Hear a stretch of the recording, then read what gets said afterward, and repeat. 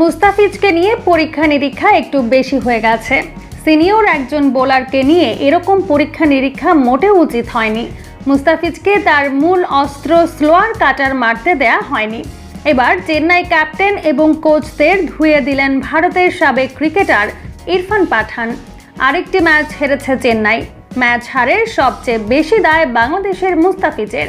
শেষ ওভারে 17 run defend করতে পারেনি মুস্তাফিজ। মাত্র 3 বলেই দিয়ে দেন 19 রান। এমন বাজে বোলিংয়ের পর সবাই যখন মুস্তাফিজকে দোষারোপ করছেন, তখন ভারতের সাবেক ক্রিকেটার ইরফান পাঠান বললেন অন্য কথা। তিনি বলেন, দ্বিতীয় ইনিংসে শিশিরের একটু প্রভাব ছিল।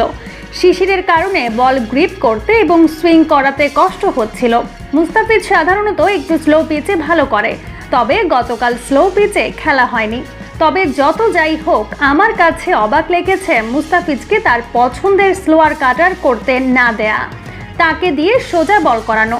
হতে পারে এগুলো চেন্নাইয়ের পরিকল্পনা, তবে একজন বোলারের স্বাধীনতা কেড়ে নিয়ে পরীক্ষা নিরীক্ষা করা মোটেও উচিত নয়। মুস্তাফিজের বলে ফিল্ডিং সেটআপ নিয়েও আমার প্রশ্ন আছে।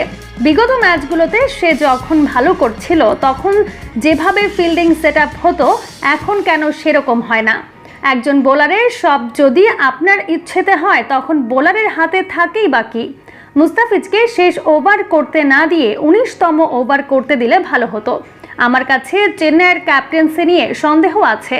সাথে মনে হয়েছে ধোনি ব্যাপারগুলো খুব ভালোভাবে লক্ষ্য করেনি, তাই ম্যাচটি হারতে হয়েছে। প্রিয় দর্শক, ইরফান পাঠানের সাথে কি আপনি একমত? জানিয়ে দিন কমেন্ট করে।